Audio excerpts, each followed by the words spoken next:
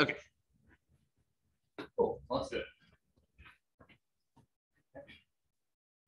If anything's confusing or at all, please just stop me and let me know, and we can kind of go back through it or anything. I understand that there may be some stuff that's a little bit, especially. I'm not sure. Did anybody take 165 like during the first summer session, or did you take other classes? Okay.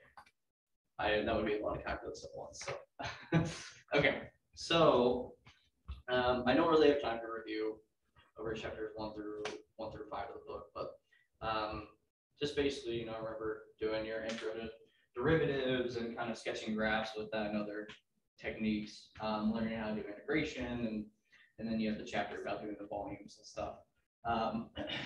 So that brings us in the book to chapter 6, which is all about inverse functions, which the whole chapter is called inverse functions, but this first section is also called inverse functions. Okay. So,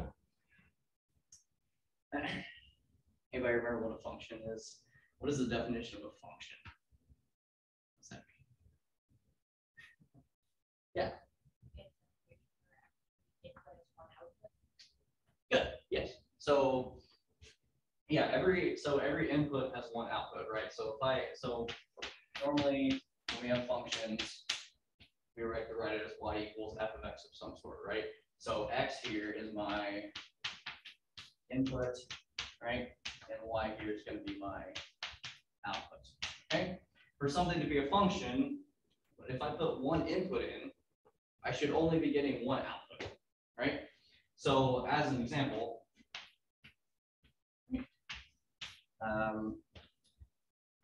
I'll just do a parabola real quick. So x squared, right? This is y equals x squared. This is a function, right? Because what happens is if I plug in x this is really bad. If I do x equals 1, for example, right? I plugged it in, I'm going to get y is 1. But if I do that for any value, it's only going to give you one spot, right? I'm not going to give several options. I'm not going to get several options for the y value. However, so this is good in the function area. However, if I do this, is this a function? No. And it's not a function because if I do x equals 1 for this guy, which I'll just say this is like x is 1 or something. Right, I mean, you can even see just from the format, it doesn't really work. But also, if I go to x equals 1, there are 2 y's that correspond to that, which is a problem. Okay, so we immediately rule that out and say, well, I can't have that. That's not a function. Okay, I don't want to use that. Okay, now we still, even in certain sections of the book, we could still deal with some of those functions that are a little more implicit or are mixed around, depending on the case. But the easiest things boil down to being this sort of format where I can say y equals something of x. There's no y over here. It's not x equals some function of y. Like, this is our basic starting point here. Okay. Now, we're going to talk about inverse functions, though, right? So I want to talk about the inverse of a function, right? Now, when we talk about this, not every function is going to have this so-called inverse, right? And the reason for that is because, let me see, I guess to build up to that, we want to kind of define something known as being one-to-one. Okay, so to be a one-to-one function, the book gives kind of like this a bit more of a rigid definition, just saying that if I have that, let's see how to start. Okay, if I have 2 x values, right? So let's say I have x1 and I have x2, right? If these 2 values are not equal to each, and this is plugging into a function, by the way. This is all in relation to a function. We don't need to talk about one-to-one if we're not talking about functions. If I have x1 and I have x2, right? If these 2 values are not equal to each other, And that means that f of x1, right? So when I plug in x1 into the function, that means that it should also not be equal to the function evaluated at x2, right? So let me give you just a quick example of this, right? So if I take, x cubed, for example, right? If I take x1, if x1 is not equal to x2, right? Again, just do random x values, right? And I plug them into x cubed individually, then it's also going to be true that x1 cubed is not equal to x2 cubed, right? That's just the truth, right? If I just take any numbers, right? Obviously 1 is not equal to 2, right? So 1 cubed is not equal to 2 cubed. And even maybe even a better example for now, 1 is not definitely equal to -1, right? And certainly 1 cubed is not equal to -1 cubed, right? So that's good. That makes sense. That's kind of what we're looking for when we're talking about one-to-one functions. Okay. However, a function that's not one-to-one is y equals x squared. Why do you think that is? 1 squared and -1 squared are the same number. Good. Exactly. So again, I'll use this example down here. 1 is not equal to -1, right? But the problem is 1 squared is equal to -1 squared, right? And we don't want that, okay? So here's the thing. Not only do we not want x to have two different pairs with it, or even more, but we don't want y to have those pairs either, right? In this case, right, if I draw kind of like horizontal line on my parabola here, there are 2 x values that match that 1 y value. Okay, so that's not good. That means it's not one-to-one. Okay, and from that we can actually get something called the horizontal line test.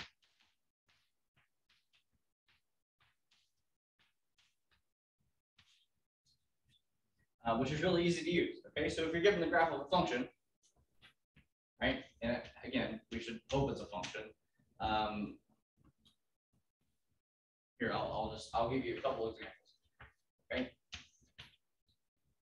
we could test if they're one-to-one just by simply if they pass this thing called the horizontal line test, which means that if you remember the vertical line test, right, to test the function, I would just, I'll draw.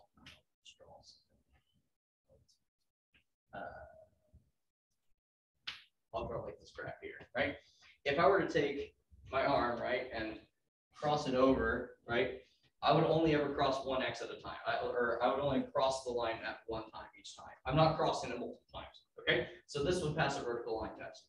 The horizontal line test is the same thing, except we're just going up and down, right? But again, I see that as I go up, I'm only hitting the graph once every time. My horizontal line is only hitting the graph once every time, okay? Again, let's come back to our friend x squared, or maybe I'll move it down a little bit, okay? As for an example here. Is this one-to-one? I mean, we already discussed it's not, right? But it's even easier just to see, oh, anywhere I move my line, especially upwards, right, I'm going to be crossing the graph twice. So this is not, so this one is one-to-one, but this one is not.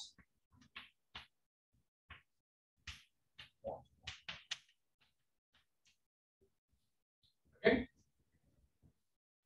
You good so far? Does this make sense? Everybody tracking, following? Okay. Cool. Just a little bit.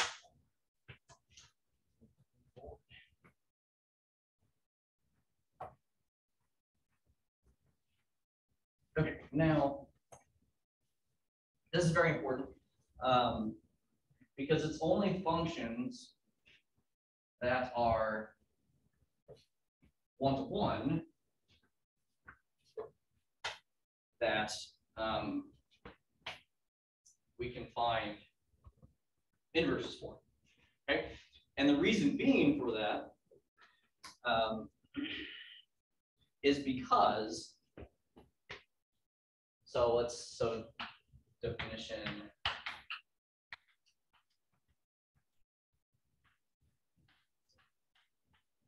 definition of inverse. Okay. So, how we define an inverse function in comparison to the function itself is like this, okay? So let's say I give you, I call this thing the inverse function. The way I'm going to denote this, I'm going to kind of denote this inverse function, is I'm going to take my f, but I'm going to put a little -1 on the top here, okay? Of x, okay? So this is my inverse function. Do not get this -1 here, do not be confused. It's not an exponent, right? So I'm not going to flip this down. I can understand that that's, it's kind of a bad notation in some cases, but you'll get used to it over time. Just be careful with how you write it, and you'll have to worry about it. Okay, but if I have this inverse function, so if I take x and I plug it into f inverse, and this is equal to y, then this is the same thing as saying that f evaluated at y. So f is my original function, right? F is what my function was, and f inverse is the inverse of that, right? So what we're saying is that, okay, if I have f and I take y and plug into it, and I get x out of it, then f inverse would take my x value, would take this x, the same x, this and this are the same, and this and this are the same thing. Okay? So if I take this same x here and plug it into f inverse, I'm going to get y out of it. Okay? So again, we'll kind of work from examples here. I'll use the, let's see.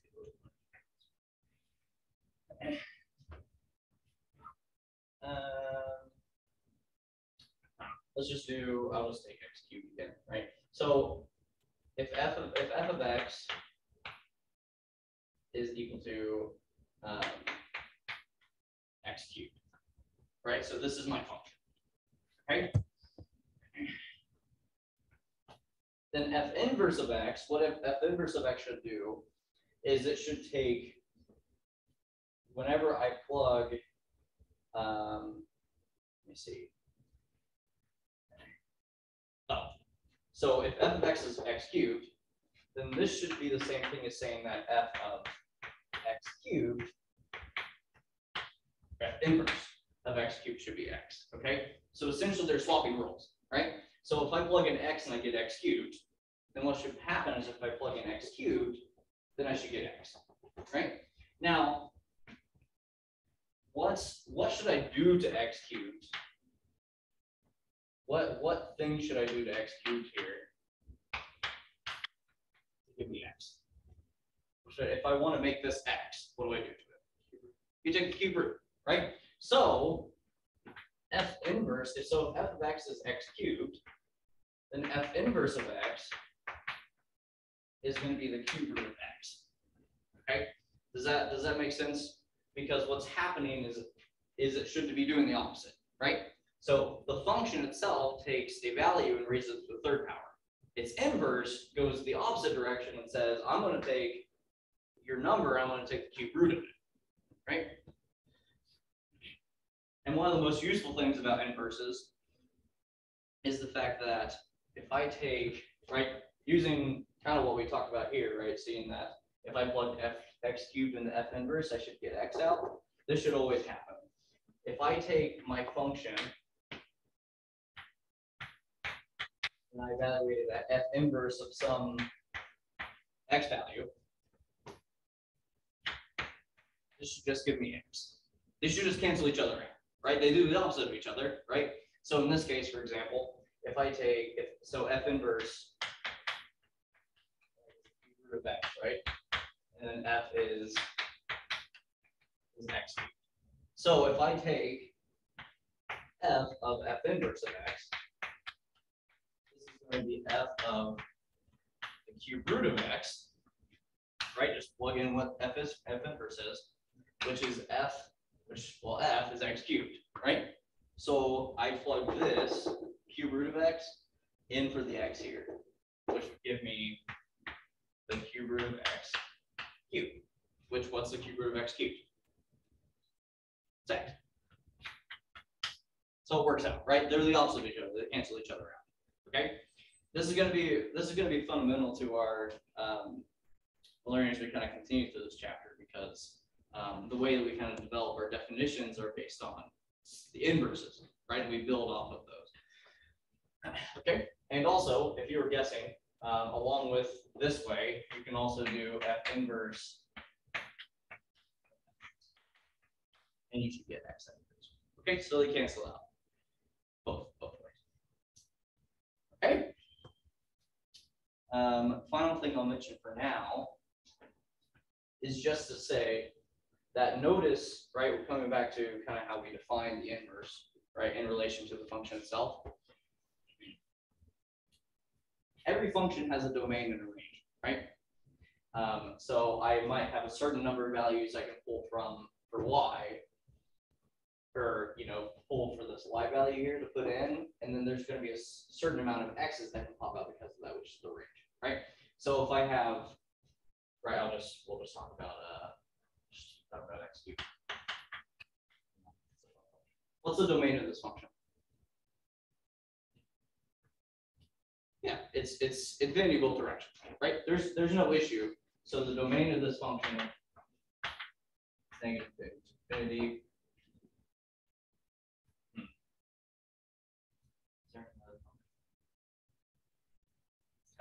What's the range of this function going to be?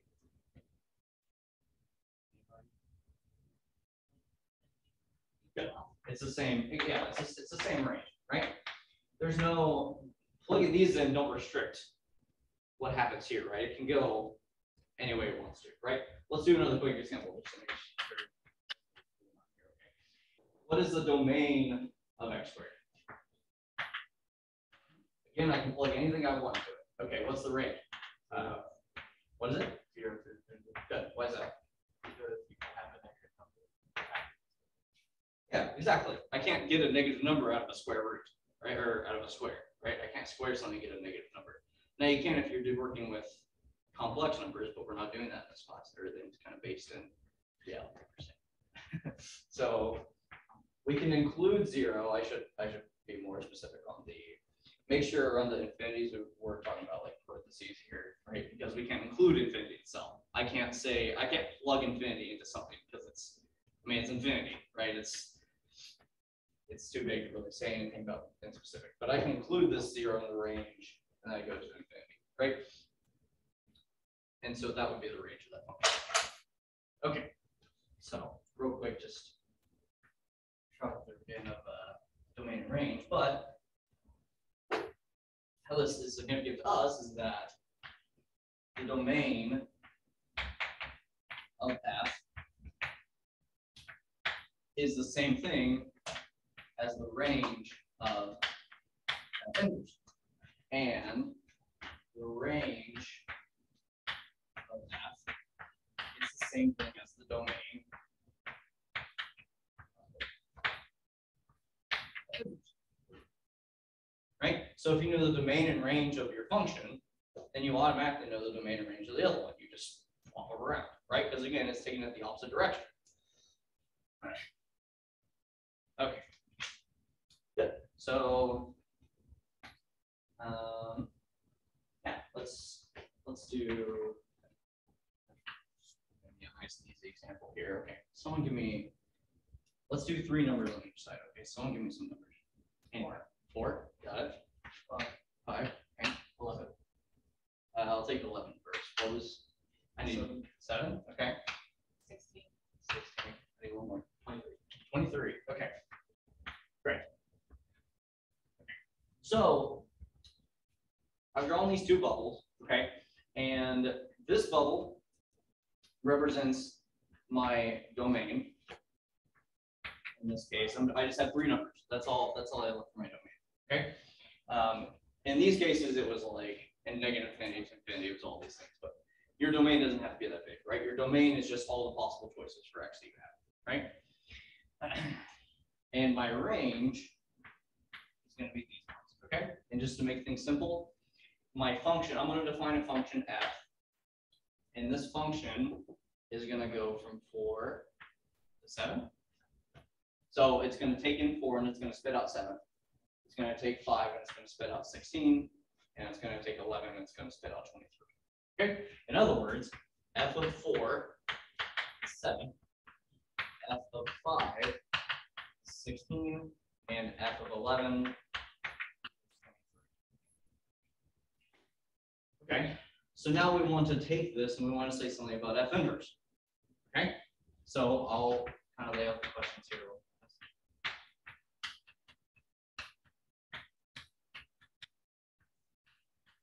So if this is my function, I want to know what the f inverse value is in for these numbers, right? Because f inverse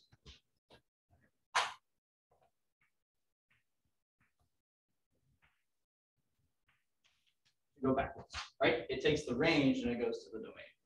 Okay, so so again, it should just go straight back from where it came from, right? What is f inverse of 7 going to be? Based on this picture, right? Based on what we've talked about. 4. What is it? 4. 4, right? If f of 4 is 7, then f inverse of 7 is going to be 4. You just go backwards, right? What's f inverse of 16? 5. What's f inverse of 23? I bet it's 11. Okay, so again, this is just an exercise to demonstrate that the domain and range is split, right? So if whatever point f has, so if f has 4 or 7, then the inverse is going to have, so I'm not going to go write that explicitly. So f has the point 4 or 7, right? Then f inverse is going to have the point 7, 4, right? They just get flipped around, right? So if whenever x gets sent to y in the function, y gets sent to x in the inverse. They just go backwards, okay? We still tracking right now? Does this make sense? Yes, no, maybe so. Good, please let me know. I'm happy to.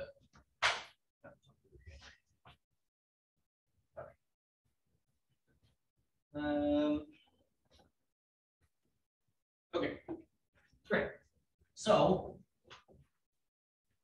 the question arises.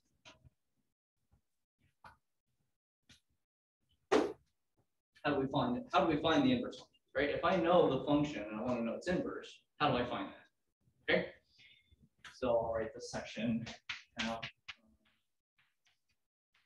I'll find this inverse that does all these magical things that it's supposed to, right? I mean, we could easily kind of talk about what happens with x cubed and cube root of x, but what about in general? What do we do?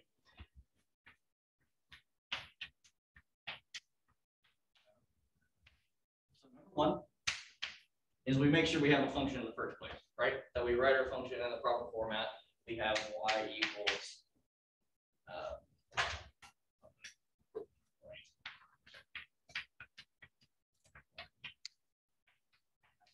right? So make sure you have y equals some function of x to start off. Hopefully you should have the most of the time, but just in case, we move things around to make sure it works. Okay. Step 2 is to solve this equation, right? Which is, again, this one, y equals f of x. This is an equation. For x.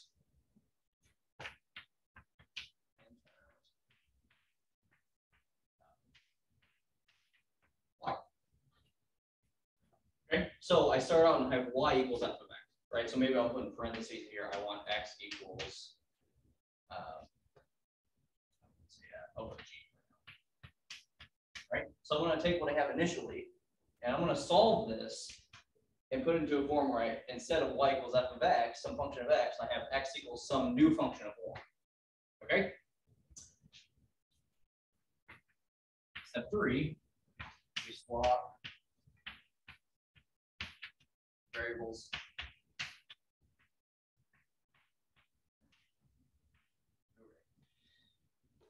Okay, so we're gonna find f inverse.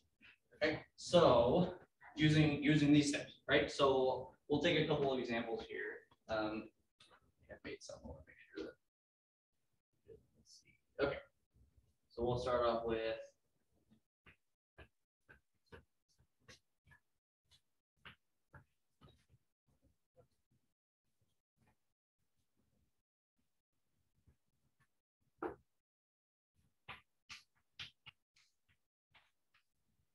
Example number 1 here, okay? Real official example, just like quick illustrations.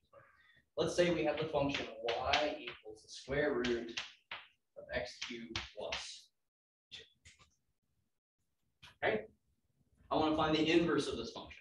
Okay, and if you want to check this one-to-one, you can. This will be a one-to-one function. If we check the inside, it'll be easy. It's easy to show that it is. And, from there, well, actually, I guess with the square root, it might be a little weird. I'll get to that in a sec. Let's go ahead and just leave the example for now. So we have y is the square root of x cubed plus 2. So I want to find the inverse of this function. The way to do that, right? Again, y equals f of x. So we've already got step 1 kind of taken care of. Okay. Number 2 is I want to solve this equation for x in terms of y. So I don't want y equals some function of x. I want x equals some function of y. So how should I start to solve this for x? What should I do first? Square both sides. Square both sides, right? I have this nasty square root. Let's get it out there. Let's square both sides. Right. So we have y squared equals x cubed plus 2. Okay, what next? Subtract 2. Good. So we have y squared minus 2 equals x cubed. Okay. So last step. Cube root. Take the cube root of both sides. So I'll just put it here. So we're going to have x equals the cube root of y squared minus 2. Okay. There we go. That step's done. X is a function of y. Yes. It doesn't matter if you have positive thing. What is it? Since you took the cube root, does it matter if you have? No. So remember, when we do cube roots, those don't matter, right? Because a cube root can take the positive or negative. If it was a square root? Square root, it wouldn't matter, right? Because again, like with the x squared, you can have if you take 1 and take the square root of it, right, it could be plus or minus 1. So you have the options. Here you don't have enough. It's one clear choice. Okay. Finally, we go to step 3, which I just say swap the variables. So that just means I'm going to take y and switch places with x. So I get y equals the cube root of x squared minus 2. We're done. This is my inverse function.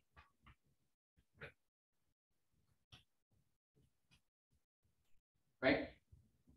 And so we're done there, right? So essentially I've just, taken this principle that we've already established that the domain and the ranges are swapped, right? All I need to do is just to make sure I'm putting in I want to put the range in first, I want to put the range of the function in first to get the domain out. And so that's what we're doing, right? Y represents the range, x represents the domain. So I plug in the range and I get something in the domain. And so that's my inverse function. We swap. Okay? But really it doesn't get much harder, like in terms of solving for these. That's a general idea. Okay? Now, I do have another example I want to do. Let's take a quick aside to talk about, all this, a little more about plus and minuses and square roots and squares and this sort of thing. Okay? So here's the first question. So I'll just go. Is this a one-to-one function?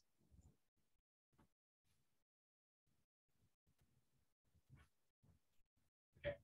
Why would you say that?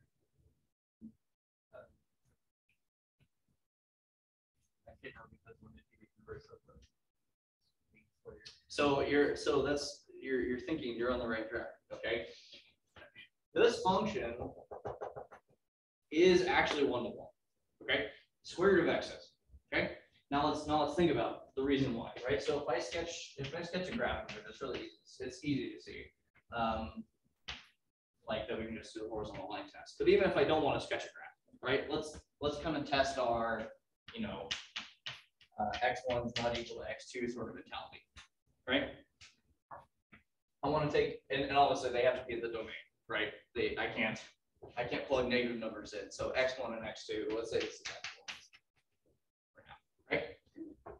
So if I apply the function to both of these, I get the square root of x1, and I'll put it.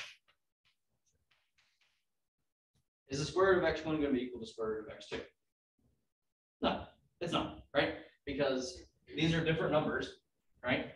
And so they're not, unlike the square case, right? Obviously I can put negative numbers in, right? Which was the problem with the square, is that 1 and -1, 2 and -2 are the same value, right? But each time, right, and I can easily show this just by squaring both sides, I just get x1 is equal to, which is still not equal to x2, right? So it works out. So this function is 1-to-1, so it does have an inverse. Okay.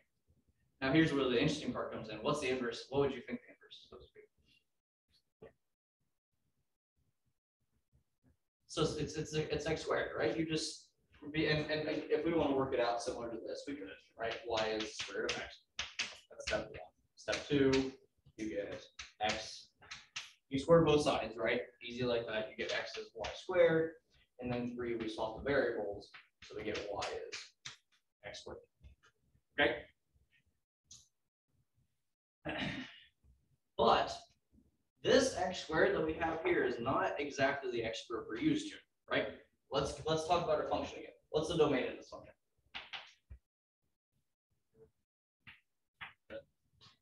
What's the range?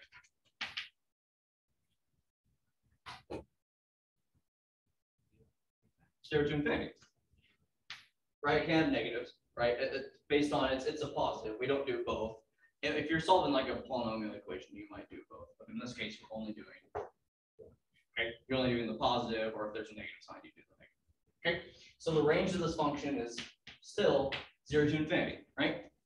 And again, the domain and ranges should just flip, right? So this is supposed to be, this is f inverse essentially in my case, right? But let's use this. What is the domain of this function supposed to be?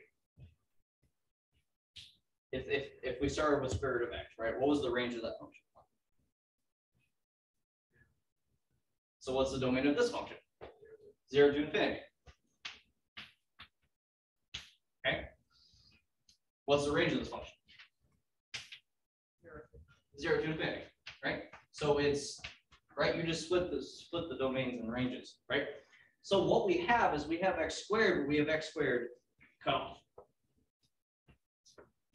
Right? We only have this side of x squared. Is that a 1-to-1 function? Yeah, absolutely. You don't have, if I don't have this side, then yeah, absolutely, it's easy. It's an easy 1-to-1 function, right? So this is the inverse of this function. So that's when you're talking about square roots and that sort of thing, that's kind of the area where we want to be like, okay, let's think critically about this and understand what's going on.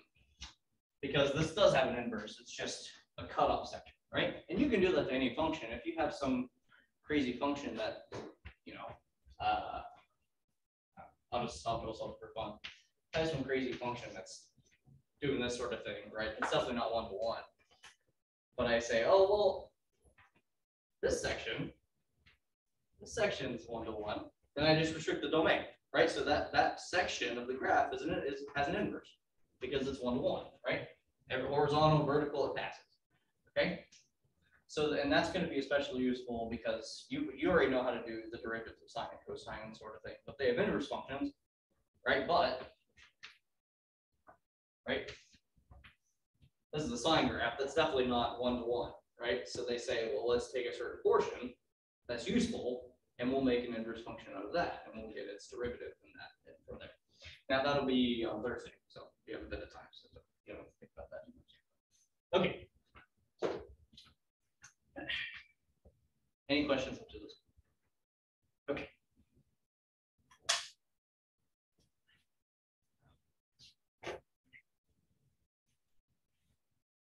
Example 2. I want to do the book doesn't do one like this, which I'm kind of surprised, but this is one more often people will come to the Mac with option.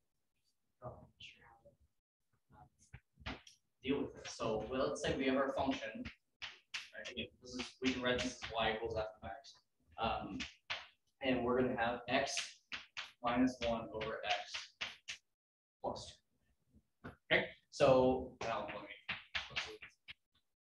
I want to find the inverse of this function. Okay. Okay,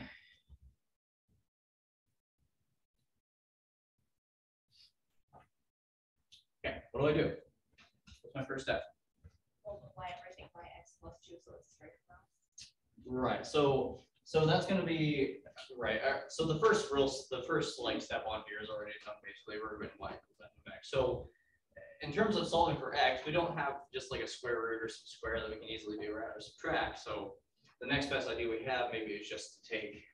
So I'll eliminate. So 1's good, right? 2 y equals x minus 1 over x plus 2. The next best idea we have is to take this x plus 2 and multiply it to both sides.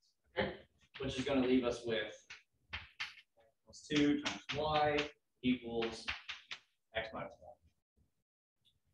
1. Okay. Now what? I mean, that didn't seem to help very much, but any ideas? Okay.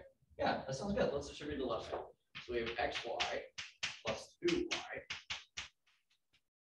minus 1. Okay. What are we trying to solve for?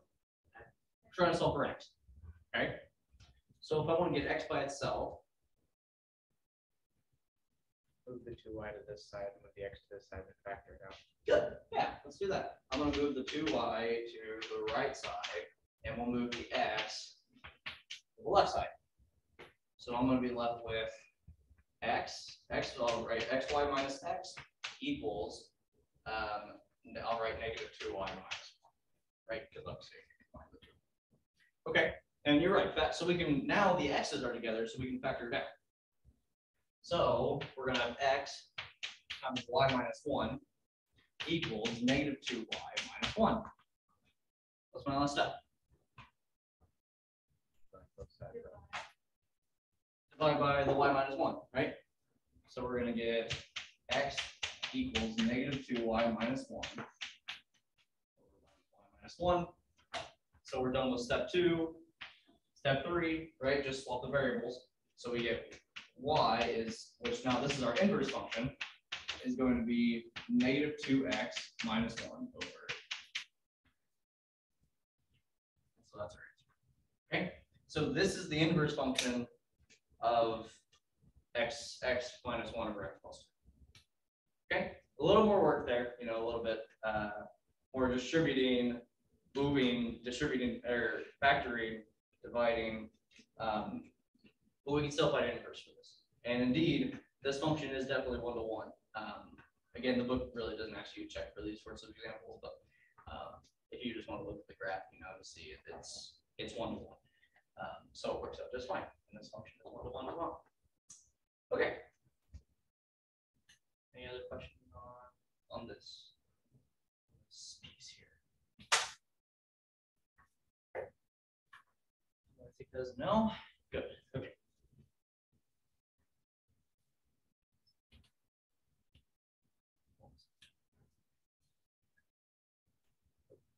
Okay. So going back again, we'll take our the square root and the x squared example that we were just talking about. So I'll do it a couple different colors. Here is square root of x, right? And we said that its inverse function was x squared. Okay. Now again, this doesn't just apply here, but this applies in every case. Okay. What we're going to notice about inverse functions, right? If you want a really easy way to draw them, right? Let's say you've drawn the function, and you want to know what the inverse function looks like. They're related, right? I had on the board earlier that if I take f of f inverse, then it's x, and if you do the other way, then it just pops out x again, right?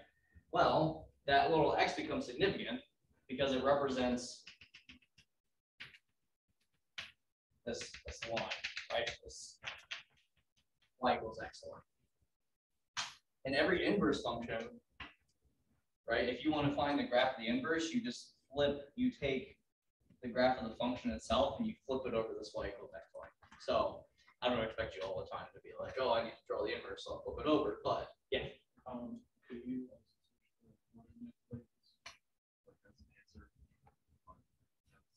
Are you talking about for here or on that graph? yeah? If you label the horizontal axis x and you switch it to label this y, would that be I would prefer if you tried to draw it like as it's supposed to look, and I would be careful with that because the idea seems good, but sometimes like whenever you talk about, oh, I flip the x and the y, sometimes your direction, how you think about it might be a little odd. So, but that's not, it's not that way at all. Like, I would just prefer you to show it, okay? But, I wouldn't expect you to draw something like this, but obviously if I give you a square root of x compared to x squared, I would hope that you would be able to draw both of those parts, right? Okay, so that's just coming back to the domain and range thing that they all switch, right? And the line that they switch over is this y equals x1. Okay. Good.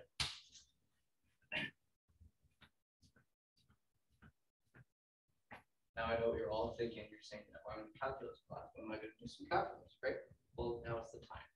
We're going to do some calculus. So, any last questions on just one-to-one functions in general? How to, work with it, that sort of thing. Okay, great. Okay. So,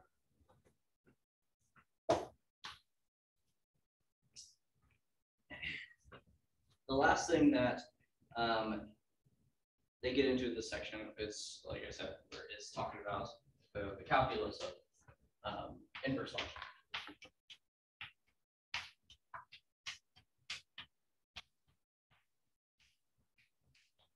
Okay. And there's some pretty simple, I don't know, just statements here that don't seem really as important for you to do on a homework or something, but is important for the sake of making sure everything's defined correctly. But I'll write them anyway. So if f is continuous, that means that f inverse is also right. So if f flows nicely, everything's connected well, then that means that its inverse is also going to do that. You're not going to have some nice function and then its inverse is all over the place, right? This comes together, right?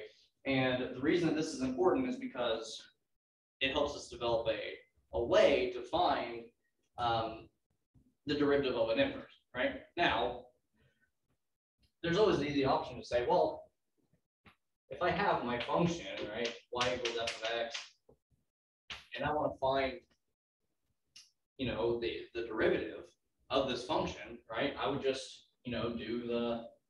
do my steps, right, and I would get what y equals f inverse of x is, right, and then take its derivative and plug in the number, right? Sometimes it can be that simple, but other times there are one-to-one functions that we cannot find the inverse easily for, right? So the question becomes, well, what do I do in those cases? How do I figure out anything about this? Okay, and just to save some time, if you're interested in understanding a little more of the inner workings of why this definition works, feel free to read the book. The proof's not too hard to understand. It's all about just saying, it basically gets the idea of, oh, okay, well, the domain and range are flipped, so what happens is, if I try to find the derivative of the inverse using the definition of the derivative, anybody remember the definition of the derivative? What is the limit definition of the derivative?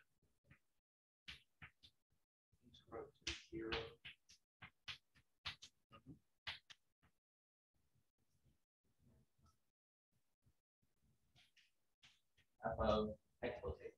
X plus h. All over h. Good. So So this was one of them. The book for this proof uses the other one, which you don't have to say this one. We also have the limited section approach is A of f of x minus f of a over x minus a. But it basically, when it's working through the inverse, using kind of flipping the domain and range and everything, what happens is if you put the inverse into this limit, you actually end up getting 1 over the derivative of the original function, funnily enough. So it kind of makes sense, right? If, right, again, kind of going back to this picture, right? If the slope at, this number, let's see. Let's do, if I want to know like what the slope is at this point, right? Then the slope at the same point on the other graph is going to be just 1 over that number, right? So if one's going pretty high, right? Obviously, derivative of x squared keeps getting, it's going to get bigger and bigger as you move up, right? But the derivative of the square root of x kind of slopes off, right? It's kind of slowing down. So they should be doing the opposite thing. And all of that, we're going to find, and this is theorem 7 in the book.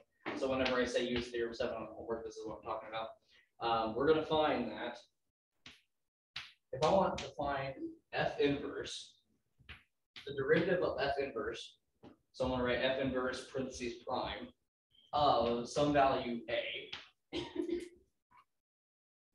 then this is equal to 1 over f prime. So this is the original function, the derivative of the original function of f inverse of a. Okay, so this is the result we get.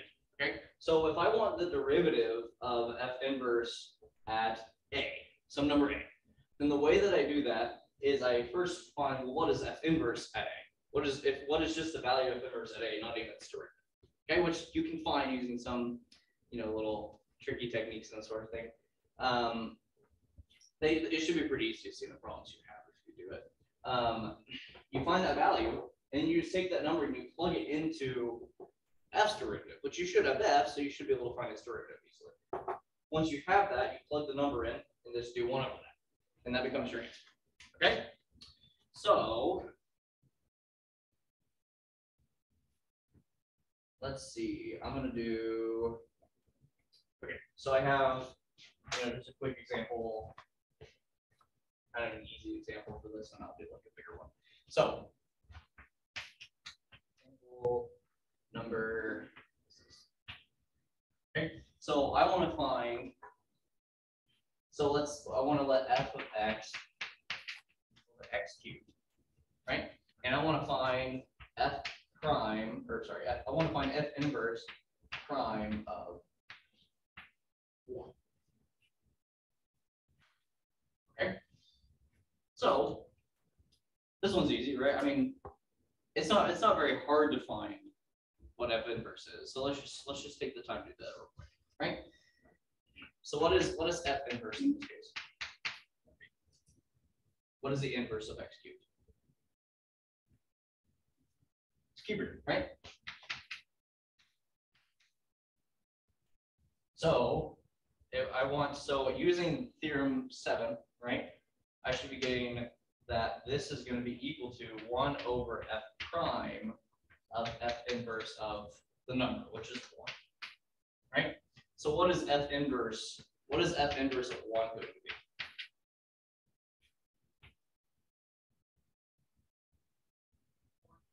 Just 1. What's the cube root of 1? It's 1, right? Yeah, it's just 1, right? So plugging that in here into the definition here, I'm going to get 1 over f prime of 1. Well, what's f prime? We got to do the calculus now. What is f prime? Right? If f of x is x cubed, what is f prime of x?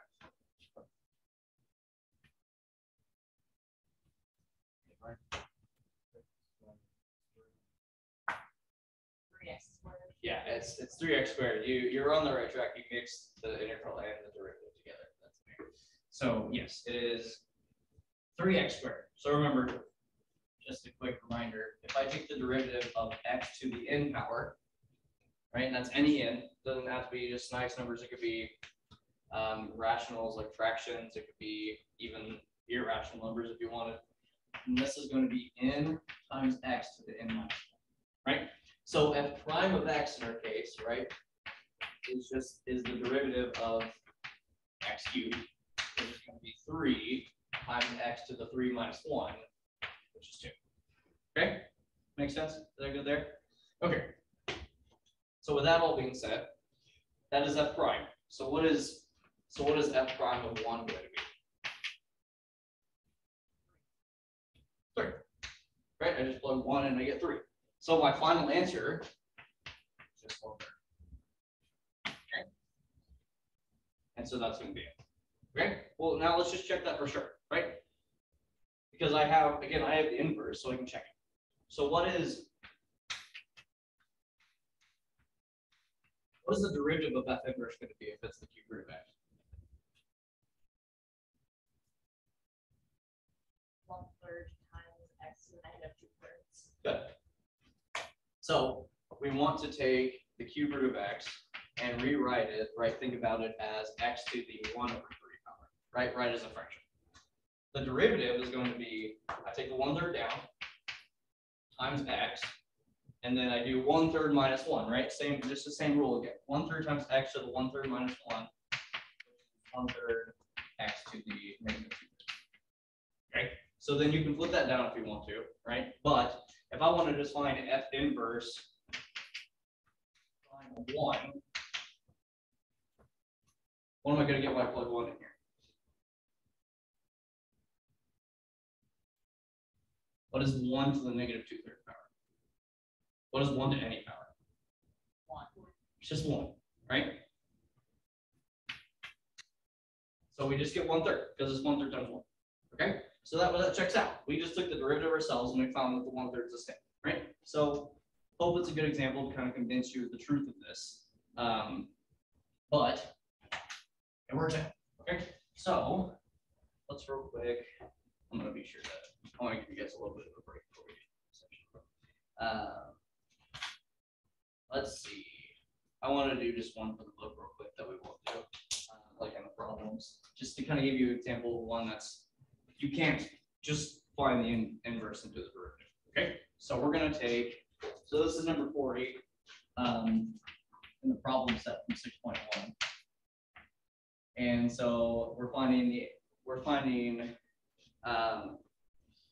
the goal is to find whatever f inverse prime of, and I think it's 2. Okay, so we want to know what this is. We're given that the function itself is going to be x to the 3rd power plus 3 sine x plus 2 cosine. Okay. Someone find an inverse for me. Go.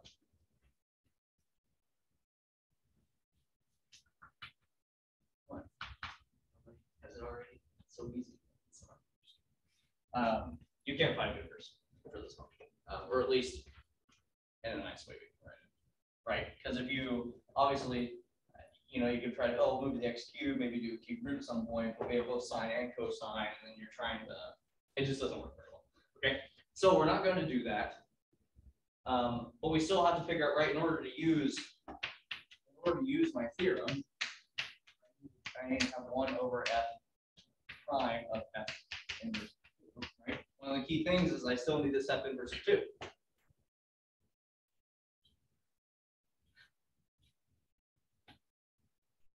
What do? Well, let's remember something, one of our definitions from earlier, which is, right, remember, we talked about if I have f inverse of x is equal to y. How does that relate to the function? Right? We have f of what equals what? f of y equals x. Okay. Right, the domain and range are flipped around, right? So I want to figure out what f inverse of 2 is, correct? So I want f inverse of 2 is going to be equal to some y value, I don't know, okay? But if I take this and I translate it over, this is the same thing as saying that f of some y value is equal to 2. Does that make sense? Right? So if I want to find what f inverse of 2 is, I simply just need to take my function, right, f of x or f of y down here, and set it equal to 2. So I'm going to take, I'm going to erase. Can I erase this? Okay. Okay. Okay. So we're going to take f of x cubed plus 3 sine x plus 2 cosine x. And I'm going to set this equal to 2.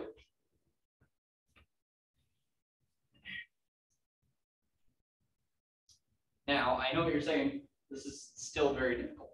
Like, what do I do with this? Okay? But this is where just think about simple solutions, right? Don't do anything crazy, right? Do you see a 2 over here anywhere? On the left side. It's the coefficient of cosine. Yeah, exactly. It's right in front of the cosine here, right? Okay. Let's think about some easy values of cosine. What is cosine of 0? 1. Interesting. Okay, so we would get 2. What is sine of 0? 0. So that would take that away. And then if I take 0 to the 3rd power, you still get 0, right? So don't think too hard. Just think about, well, what's the easiest? Well, can I plug in 0? Right? Just test like the easiest thing. Okay. So 0, if I plug 0 in, I get 0 plus 0 plus 2, and I get 2. So x in this case, so this all tells me that x needs to be 0, or, well, actually, I guess maybe putting the constants down here, I need y to be 0. So that means that f inverse of 2 is supposed to be 0. Does that make sense? Okay, so it takes a little more work sometimes to get that value, but it should be set up nicely. Okay, so just set it equal, think about the domain and range, and it'll come from there. Okay, so we know f inverse of 2 now, so it's whatever f prime of 0 is. Okay, what is f prime?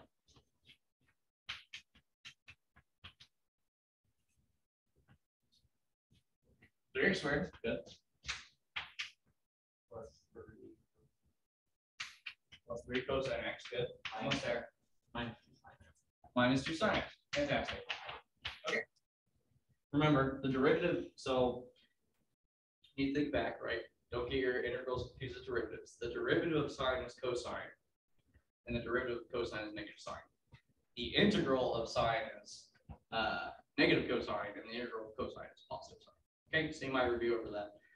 Just make sure you kind of have it down. Some people like to. I've seen some people take.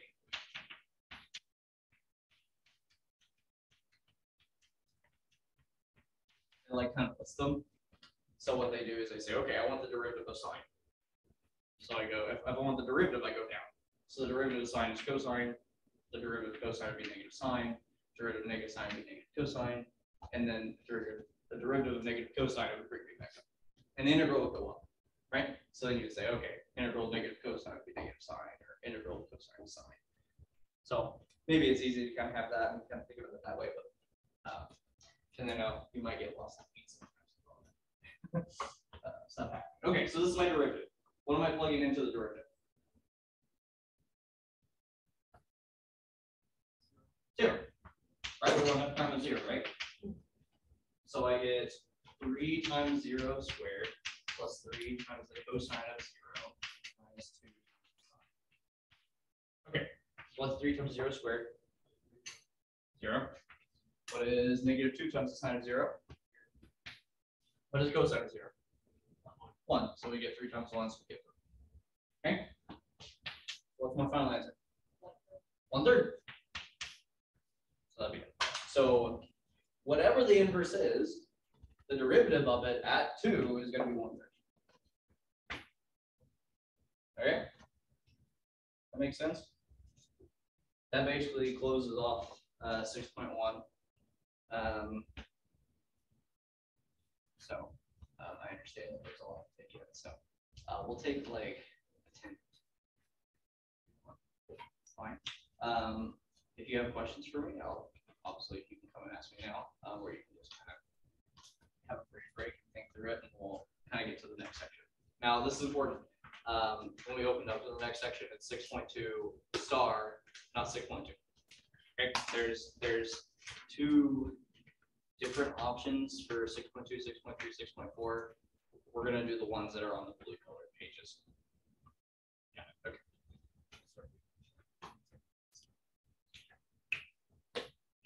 So yeah, that's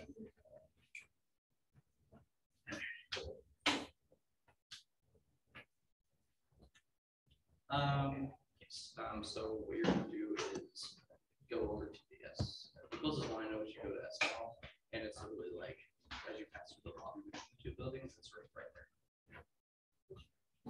Go. Sorry, go around. I got you. Okay, we wrote that here. Absolutely. Okay. Yeah, so